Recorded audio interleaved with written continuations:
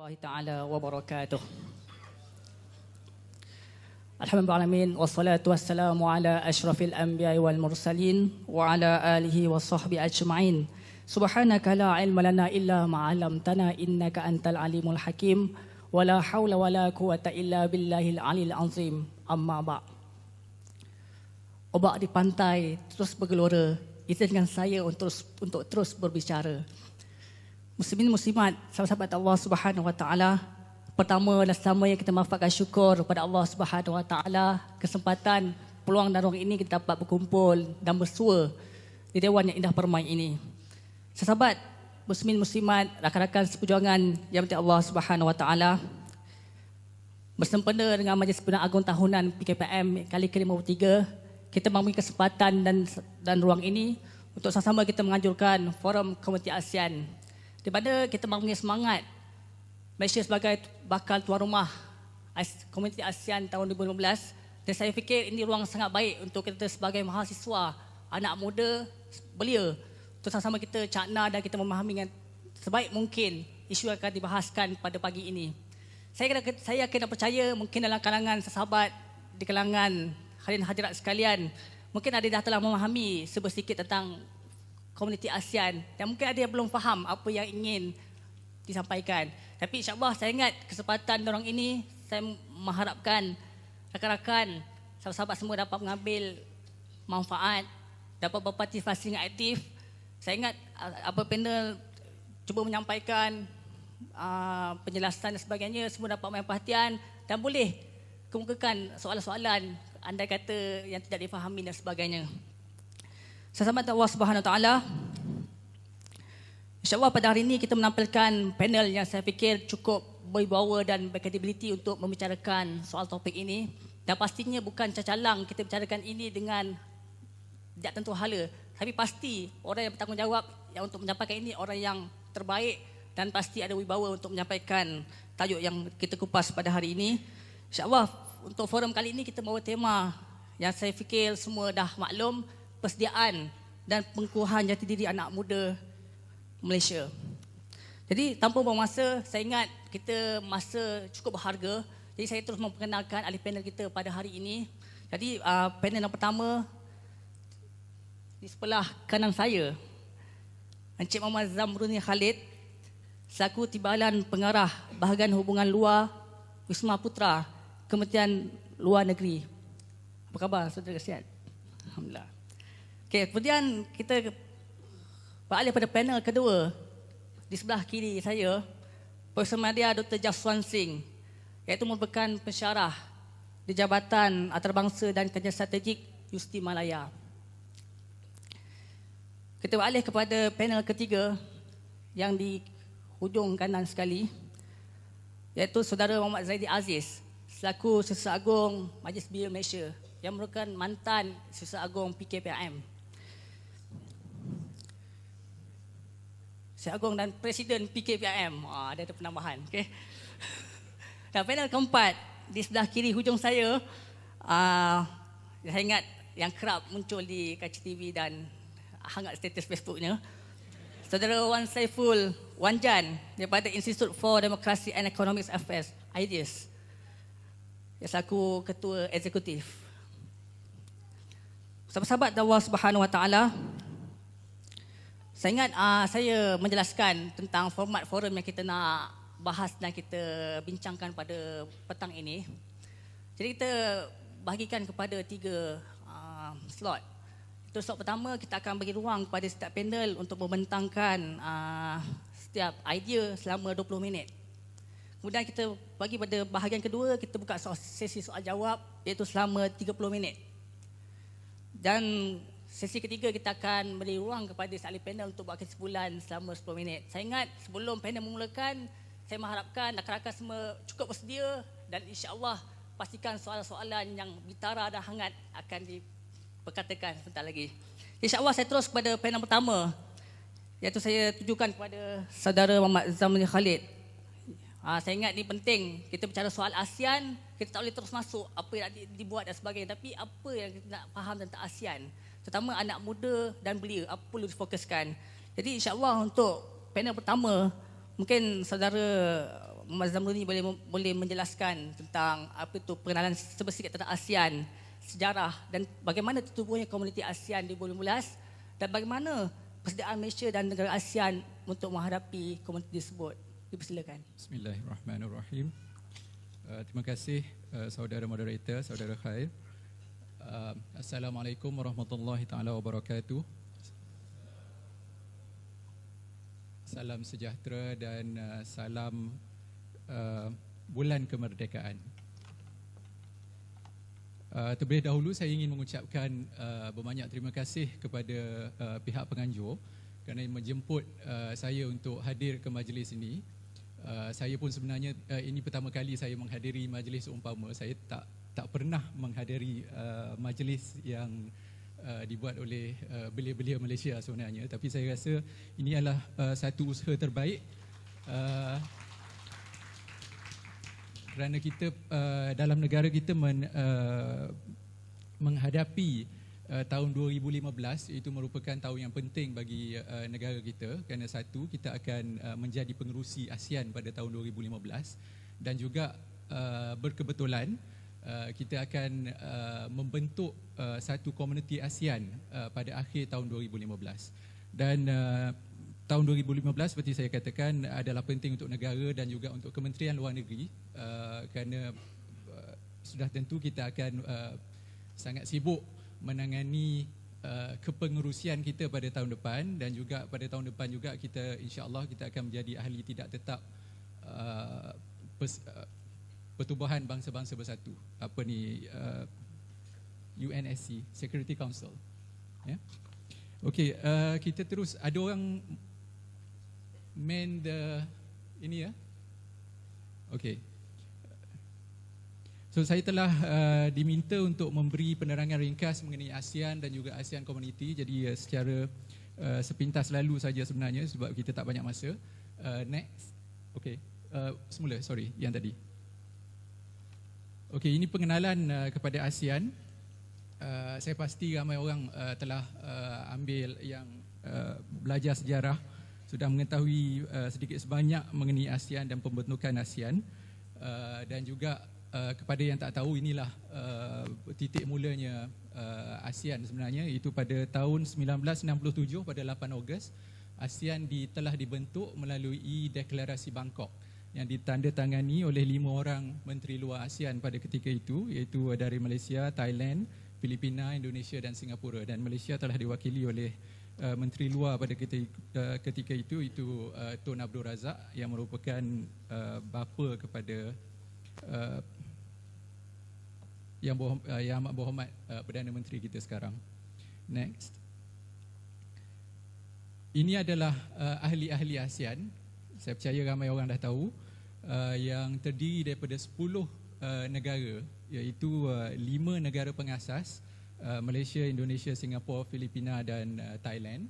Dan kemudiannya ASEAN telah disertai oleh Brunei Darussalam pada tahun 84 setelah mencapai kemerdekaannya, Vietnam pada tahun 1995, dan juga Laos dan Myanmar pada tahun 1997, dan akhir sekali Kemboja pada tahun 1999. Next. Tujuan ASEAN dibentuk pada ketika itu adalah untuk negara-negara tersebut, 5 buah negara tersebut, untuk bekerjasama untuk menjaga keamanan dan kestabilan serantau, memastikan pertumbuhan ekonomi serantau dan mencapai pembangunan sosial serantau. Jadi pada ketika pembentukan ASEAN tersebut, kita telah dapati bagaimana ketiga-tiga tujuan utama ini akan evolve kepada 3 komuniti ASEAN, iaitu 3 tonggak utama komuniti ASEAN. Next. Dalam kita membentuk komuniti ASEAN, satu identiti ASEAN dirasakan oleh pemimpin-pemimpin kita perlu kita bina, iaitu jadi untuk mencari identiti tersebut, yang identiti asasnya lah sebenarnya, telah kita ada satu moto bersama, iaitu satu visi, satu identiti, satu komuniti, bendera ASEAN. Saya percaya ramai orang dah pernah lihatkan bendera ASEAN dan juga jata ASEAN ni. Dan Hari ASEAN disambut pada setiap 8 Ogos setiap tahun. Ini merupakan hari pembentukan ASEAN. Dan kita juga ada seperti lagu kebangsaan ASEAN lah, bukan lagu kebangsaan tu pelik sikit bunyinya sebab jadi kita panggil lagu ASEAN saja, itu The ASEAN Way. Kalau tak pernah dengar boleh sebenarnya Google, YouTube The ASEAN Way, boleh dengar lagu ASEAN. Next. Ini merupakan detik-detik bersejarah bagi ASEAN. Seperti saya katakan tadi, kelahiran ASEAN pada tahun 67 dan selepas tu yang apa yang penting yang berlaku ialah pada tahun 1997 melalui visi 2020 ASEAN. Pada ketika itu para pemimpin ASEAN telah bersetuju sebelum itu telah menyebut dalam visi tahun 2020 itu mengenai satu pembentukan komuniti ASEAN. Tapi masa itu belum bersetuju untuk membentuk komuniti ASEAN lagi. Baru dinyatakan dalam visi ASEAN 2020 tersebut, iaitu yang akan menjadi satu komuniti. Dan kemudiannya visi tersebut telah diperkukuhkan melalui Bali Concord 2 pada tahun 2003. Ini merupakan satu cita-cita negara-negara ASEAN untuk membentuk komuniti ASEAN pada ketika itu untuk yang akan dicapai pada tahun 2020. Dan kemudiannya pada tahun 2007 pada persidangan kemuncak ASEAN di Cebu City di Filipina, pembentukan komuniti ASEAN ini telah dipersetujui untuk dipercepatkan kepada tahun 2015 kerana pemimpin-pemimpin ASEAN merasakan kita patut mempercepatkan pembentukan komuniti ini dan kita we have the capacity untuk membentuk ASEAN Community lebih awal, iaitu pada tahun 2015. Dan pada 2008 ini berkuat kuasanya Piagam ASEAN. Ini juga merupakan satu titik yang penting dalam sejarah ASEAN. Dan kemudiannya pada tahun 2009 deklarasi Ca'am Hua Hin, iaitu ini adalah satu deklarasi yang menyenaraikan bagaimana pembentukan komuniti ASEAN itu akan dicapai. Jadi dalam deklarasi tersebut telah dikeluarkan satu roadmap ataupun garis panduan untuk mencapai komuniti ASEAN pada yang bermula daripada tahun 2009 dan akan dicapai pada tahun 2015. Dan kemudiannya insya-Allah pada tahun 2015 kita akan membentuk komuniti ASEAN, iaitu pada 31 hari bulan Disember tahun 2015. Next. Seperti yang saya nyatakan tadi, berkuat kuasanya Piagam ASEAN. Piagam ASEAN ni adalah penting bagi kita sebab ia merupakan satu mekanisme seperti perlembagaan untuk ASEAN, ya. Jadi ia merupakan satu kerangka undang-undang yang mengkodkan norma-norma, peraturan, nilai-nilai ASEAN dan mengesahkan perjanjian yang ditandatangani pada sebelum itu. Dan ia telah berkuat kuasa pada 15 Disember pada tahun 2008 setelah diratifikasi oleh setiap negara ASEAN.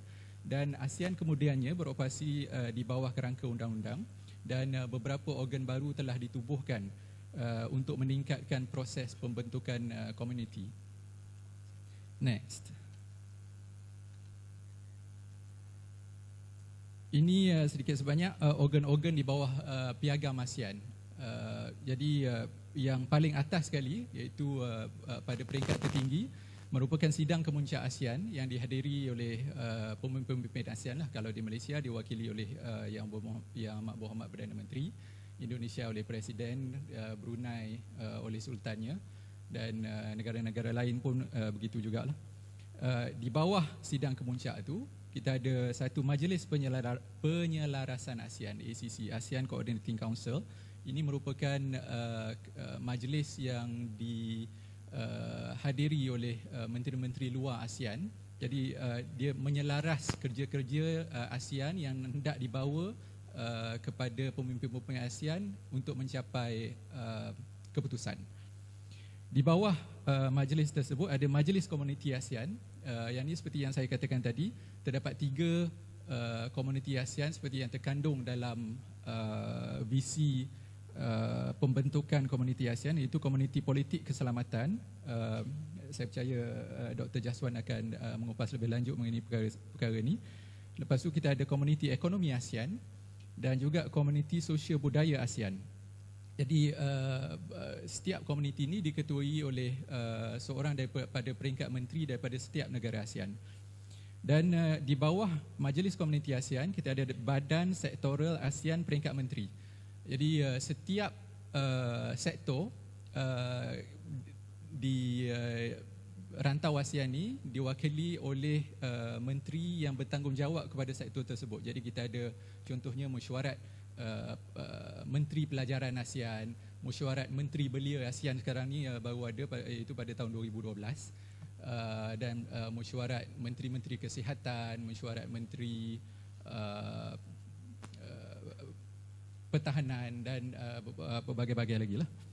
Dan kemudiannya di bawah Piagam ASEAN ini juga dinyatakan satu Sekretariat ASEAN.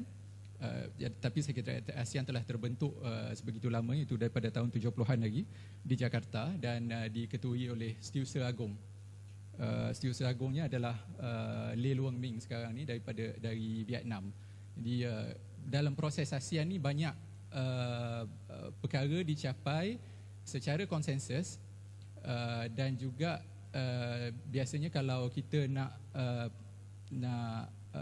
melantik seseorang ataupun satu-satu negara, biasanya kita pergi kepada alphabetical order.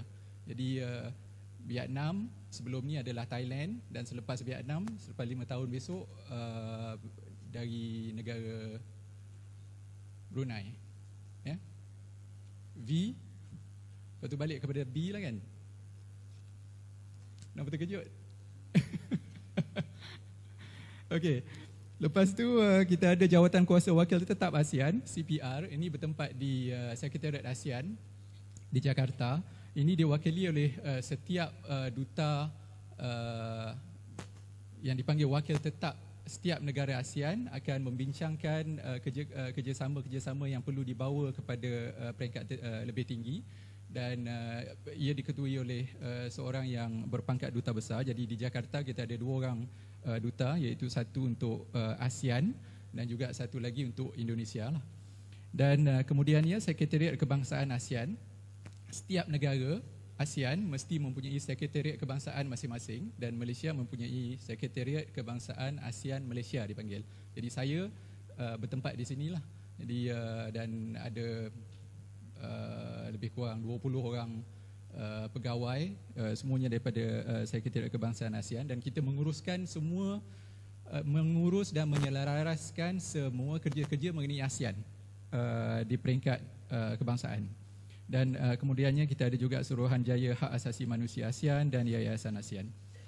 Okey, terus kepada komuniti ASEAN tahun 2015. Next. Seperti saya nyatakan tadi, kita ada 3 tonggak. Tonggak politik dan keselamatan. Kita bercita-cita untuk membentuk komuniti yang berasaskan undang-undang berdasarkan nilai dan norma bersama, tadbir urus yang baik, iaitu good governance, dan kepatuhan kepada prinsip-prinsip demokrasi.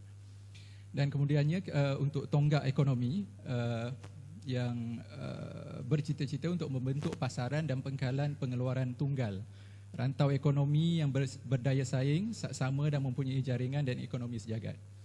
Dan tonggak sosio budaya menekankan kepada pendidikan, pembangunan sumber manusia, sains dan ICT, keusahawanan, pembasmian kemiskinan, pembentukan identiti serantau dan sebagainya. Next. Ini adalah seperti yang saya nyatakan tadi, yang badan-badan di bawah, sektor-sektor di bawah tonggak masing-masing lah. Seperti yang tertera di slide. Dan kemudiannya next. Jadi banyak orang keliru mengenai pembentukan komuniti ASEAN dengan pembentukan komuniti ekonomi ASEAN. Sebenarnya bila kita kata pembentukan komuniti ASEAN, orang ingat hanyalah pembentukan komuniti ekonomi ASEAN, sebab dulu kita ada European Economic Community. Jadi orang berfikir dia hanyalah menjurus kepada isu-isu ekonomi, tapi sebenarnya komuniti ASEAN ni adalah lebih ambitious daripada itu, untuk membentuk satu komuniti yang merangkumi juga politik dan keselamatan, bidang politik dan keselamatan, dan juga bidang sosio budaya. Dan bagaimana untuk kita mencapai komuniti ASEAN tersebut. Jadi melalui deklarasi Cak Am Hua Hin pada tahun 2009 tu, kita telah gariskan pelan tindakan untuk setiap komuniti, untuk setiap tonggak. Jadi untuk pelan tindakan komuniti politik keselamatan misalnya, terdapat 147 garis tindakan. Jadi benda ni telah ditetapkan dalam pelan tindakan tersebut. Jadi kalau untuk kita membentuk satu komuniti politik keselamatan, kita harus implementation, melaksanakan. Kadang-kadang saya bertukar, sorry, minta maaf. Kita perlu melaksanakan ke semua 147 garis tindakan tersebut. Dan contoh yang saya bagikan di slide ini hanyalah 5 daripada 147. Contohnya menubuhkan Badan Hak Asasi Manusia ASEAN, dan juga menggalakkan kerjasama untuk mencegah dan memerangi rasuah. Jadi ini adalah contoh-contoh, tapi sebenarnya ada 147. Jadi kita perlu melaksanakan semua garis tindakan ini untuk kita pastikan kita membentuk satu komuniti politik keselamatan. Dan setakat ini status pelaksanaannya adalah 81%. Kita ada lagi tak sampai setahun setengah, dan kita perlu menyudahkan sekurang-kurangnya 19% lagi lah daripada garis tindakan yang telah kita persetujui. Tapi sebenarnya semakin lama kita menghampiri deadline untuk melaksanakan garis-garis tindakan tersebut, semakin susah, sebab benda ni kita buat pada tahun 2009. Kadang-kadang kita tak terfikir apa yang akan berlaku dalam kita menuju kepada tahun 2015 tu. Jadi kadang-kadang benda tu dah orang kata obsolete. Terdapat beberapa garis tindakan yang dikira sebagai obsolete. Contohnya berkenaan dengan post-conflict resolution. Jadi di negara ASEAN tak banyak konflik yang terjadi antara satu negara dengan satu negara lain. Jadi benda tu tak berapa relevan untuk kita laksanakan. Tapi sekurang-kurangnya kalau kita laksanakan 95% daripada setiap pelan tindakan komuniti, insya-Allah kita boleh berbanggalah sebenarnya mengenai status pelaksanaan setiap pelan tindakan, dan insya-Allah kita boleh panggil kita ni sebagai satu komuniti. Next.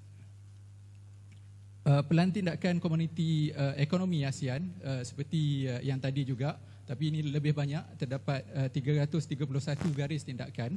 Contoh-contoh yang seperti yang tertera, menghapuskan semua halangan bukan perdagangan, menggalakkan kerjasama untuk kecekapan custom yang lebih baik dan berkesan, dan sebagainya. Jadi status pelaksanaan hingga setakat ini adalah lebih kurang 80%. Malaysia telah melaksanakan lebih kurang 88% daripada apa yang telah dicadangkan dalam pelan tindakan komuniti ekonomi. Tapi ada juga negara-negara yang agak ketinggalan, yang lebih kurang 76% apa semua. Jadi puratanya adalah 80%. Dan akhir sekali, next, pelan tindakan komuniti budaya, terdapat 339 garis tindakan, dan setakat ini status pelaksanaannya adalah 88%. Next.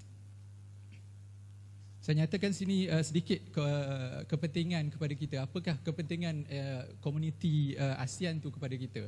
Sebab ramai orang tak sedar kadang-kadang penting sangat ke kita nak capai komuniti ASEAN ni kan. Jadi inilah sedikit sebanyak kita nyatakan. Satu, contohnya memudahkan pergerakan rakyat ASEAN dari satu negara ke satu negara yang lain. dan ini dicapai melalui persetujuan untuk contohnya kita tak perlu visa untuk melawat negara lain, negara ASEAN yang lain dalam tempoh masa yang tertentu lah. Jadi insya-Allah daripada apa yang kita dah ada sekarang, mungkin kita akan memperkukuhkan lagi dan memanjangkan tarikh tak perlu visa tersebut. Dan juga kalau saya tak tahu kalau boleh kita lakukan seperti di European Union contohnya, kita tak perlu pasport pun. Kalau kita daripada Itali nak pergi melawat ke Perancis atau Germany, tak perlu gunakan pasport pun, kita boleh masuk macam tu je. Tapi setakat ni untuk komuniti ASEAN ni belum capai takat tu lah. Jadi kita masih memerlukan pasport dan tapi tak perlu menggunakan visa. Dan kepentingan lain adalah meminimumkan risiko konflik bersenjata antara negara-negara ASEAN. Ini adalah penting sebab dalam kita untuk mencapai pertumbuhan ekonomi, kita perlukan kestabilan politik dan juga keselamatan. Jadi kalau kita ada negara-negara kita stabil, tak ada konflik antara satu sama lain, dan kita boleh mencapai pertumbuhan ekonomi. Dan alhamdulillah semenjak pembentukan ASEAN pada tahun 67 tak pernah berlaku peperangan antara negara-negara anggota ASEAN. Ya, ini salah satu benda yang kita boleh banggakan. Next.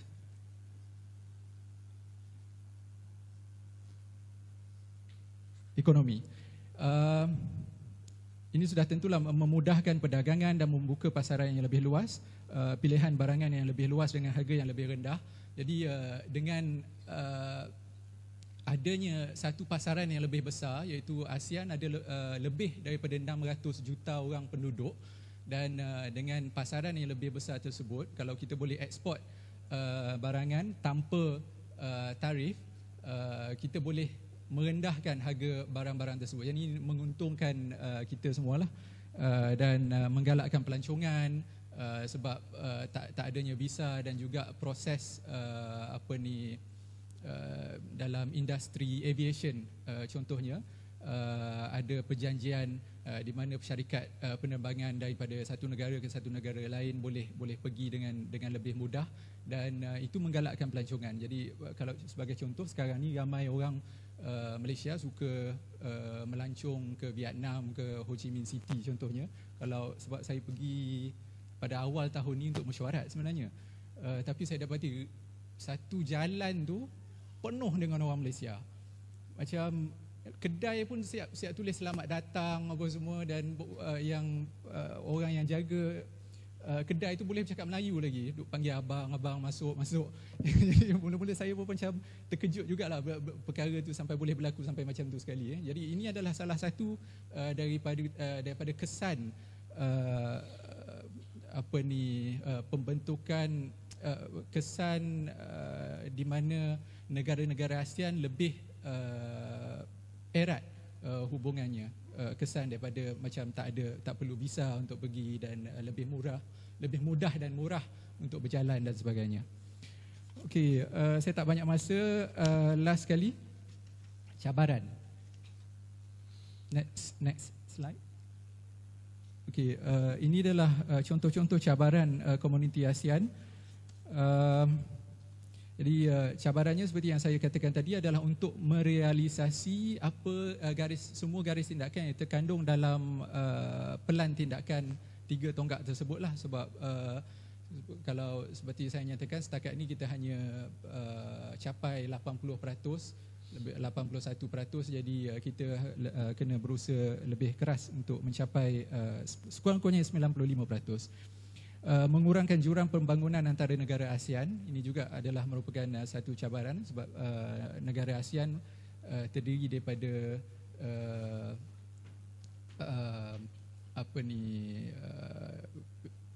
sangat level of development antara satu negara ke satu negara lain tu sangat jauh. Contohnya kita ada Singapura yang mempunyai GDP per capita yang lebih tinggi daripada United Kingdom contohnya, dan kita ada negara Laos dan Myanmar yang merupakan negara yang dipanggil least developed countries. dan memastikan pertumbuhan ekonomi ASEAN, memastikan mekanisme berdasarkan peraturan dihormati dan digunakan. Next slide. Dan meminimumkan persaingan kuasa-kuasa besar dan menyelesaikan masalah dua hala antara negara-negara ASEAN. Sebab walaupun ada cita-cita membentuk komuniti ASEAN, masih terdapat masalah dua hala antara negara-negara ASEAN. Contohnya antara Malaysia, Singapura, Malaysia, Indonesia masih banyak masalah dua hala, dan ini adalah salah satu cabaran yang kita harus tangani dalam kita membentuk komuniti ASEAN yang bersepadu. Jadi next. Saya rasa untuk setakat ni itu sajalah pembentangan saya, dan insya-Allah kalau kita ada masa kemudiannya kita akan teruskan dalam sesi soal jawab. Saya ingat yang bangkit boleh terus bangkit, yang lainnya boleh dibangkitkan. Bismillahirrahmanirrahim. Allah SWT, sedang hadirat sekalian, kita bicara soal ASEAN. Tadi saya ingat secara awal telah dinyatakan, jadi dia pasti berkait dengan soal bagaimana komuniti ASEAN tersebut, Malaysia, dan bagaimana hubungan dengan negara-negara ASEAN. Sudah pasti menyebut komuniti bukan satu negara, tapi melibatkan bagaimana hubungan dengan pelbagai negara. Jadi saya ingat kita boleh mengupas dan mengenai lebih lanjut berkaitan bagaimana hubungan Malaysia dan negara-negara ASEAN lain, dan apakah peranan anak muda dalam memastikan memahami tentang hubungan ini. Jadi saya persilakan Profesor Madya Dr. Jaswan Singh untuk menyampaikan bicara beliau. Silakan. Salam sejahtera, salam satu Malaysia, salam kemerdekaan kepada saudara dan saudari sekalian. Saya ingin memulakan perbincangan ini dengan menyatakan bahawa walaupun pada 31 Ogos tahun depan akan wujud Big Bang komuniti ASEAN, tetapi komuniti itu adalah satu yang berevolusi. Dia adalah suatu yang tidak boleh dicapai dalam masa semalam, 2 hari atau sebagainya. Dia adalah suatu perjalanan, a journey. Ya, dia bukanlah bererti 1 Januari 2016 sudah ada komuniti. Tidak, banyak lagi yang perlu dilakukan. Sehinggalah kita menjadi satu ASEAN. Macam kita kata satu Malaysia, one ASEAN, komunitinya. Dan dalam perjalanan ini sudah pasti banyak cabaran, halangan dan sebagainya. Ini perlu diberi perhatian, dan inilah yang saya akan fokuskan. Dan di sinilah saya percaya peranan boleh dimainkan oleh bukan saja golongan belia tetapi masyarakat umum. Next. Nah, ini sedikit tentang dasar luar Malaysia. Now, kita tidak boleh nafikan bahawa rantau Asia Tenggara ini adalah satu rantau yang amat penting. Ya. Perlu diingati ya, jiran kita ini, mana saja kita, jiran kita ini sangat penting. Kalau rumah jiran terbakar, rumah kita pun terbakar. So itu konsep keserantauan. Khususnya kalau kita tinggal di rumah teres lah.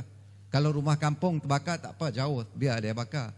Tapi kalau rumah teres, bakar sebelah, kita kena. Atau sekurang-kurangnya tempiasnya. Bakar rumah dia, kita tak ada elektrik.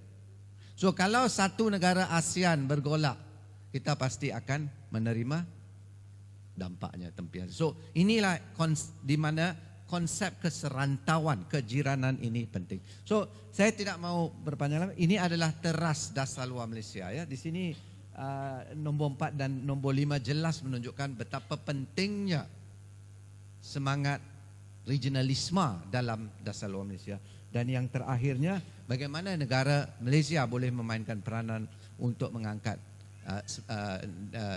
dirinya sebagai sebuah negara Islamic model Islamic state di dunia. Okay, next please. Now, dari awal lagi Malaysia sudah banyak memainkan peranan dalam isu membentuk pertubuhan serantau. Pada tahun 61 kita telah berusaha membentuk ASA tetapi gagal. 63 Mafilindo, dan fokus keserantauan ini menjadi lebih jelas pada zaman Tun Razak, yang telah mengurangkan nada pro barat dan anti komunis dasar luar Tunku, Perdana Menteri Pertahanan Malaysia. So di sinilah fokus regionalisme mula lahir. Nah, pada zaman Tun Mahathir Malaysia telah memainkan peranan yang sangat penting dalam konteks ASEAN, bukan saja dalam konteks ASEAN, malah di peringkat global. Malaysia telah menjadi sebuah negara yang amat vokal sekali di kalangan negara-negara membangun untuk membangkitkan isu-isu yang berkaitan dengan kemanusiaan dan sebagainya.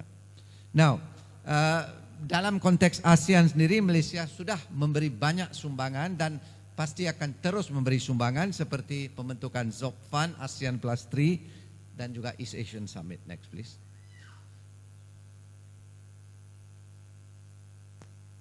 Inilah dia tiga tengah turun lambat.